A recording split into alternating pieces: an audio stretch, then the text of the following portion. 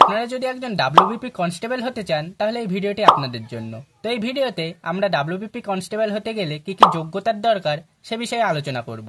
তো চলুন ভিডিওটি শুরু করা যাক। তো এর জন্য প্রথম যে যোগ্যতার প্রয়োজন সেটি হলো আপনার বয়স 18 থেকে 30 হতে হবে। আর এসসিদের জন্য আপনারা 5 বছর ছাড় পাবেন, অর্থাৎ 18 থেকে 35 বছর। আর ওবিসিদের জন্য 3 বছর, অর্থাৎ 18 থেকে 33 বছর।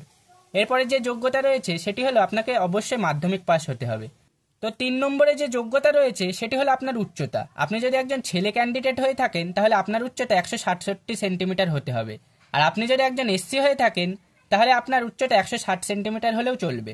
আর জেনারেল মেয়েদের ক্ষেত্রে উচ্চতা 160 সেন্টিমিটার হতে হবে।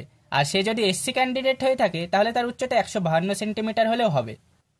তো এরপরে যে যোগ্যতার প্রয়োজন সেটি হলো রান, অর্থাৎ মাঠ পাস করতে হবে আপনাকে। ছেলেদের ক্ষেত্রে 1600 মিটার দৌড়তে হবে 6 মিনিটে, আর মেয়েদের ক্ষেত্রে 800 মিটার দৌড়তে হবে 4 মিনিটে। তো 5 নম্বরে যে যোগ্যতা রয়েছে সেটি হলো ছেলেদের ক্ষেত্রে বুকের ছাতি 5 সেন্টিমিটার ফুলিয়ে দেখাতে হবে, তবে মেয়েদের এমন কোনো যোগ্যতার প্রয়োজন হয় না। তো বন্ধুরা, আপনার যদি এই যোগ্যতাগুলি থেকে থাকে তাহলে আপনারা অবশ্যই ডাব্লিউবিপি কনস্টেবল পদে আবেদন করে এই পরীক্ষা দিয়ে আপনার স্বপ্নের চাকরি ডাব্লিউবিপি কনস্টেবলে যোগদান করতে পারেন। তো ভিডিওটি ভালো লাগলে অবশ্যই ভিডিওটিকে আপনার সব বন্ধুদের মধ্যে শেয়ার করে দেবেন।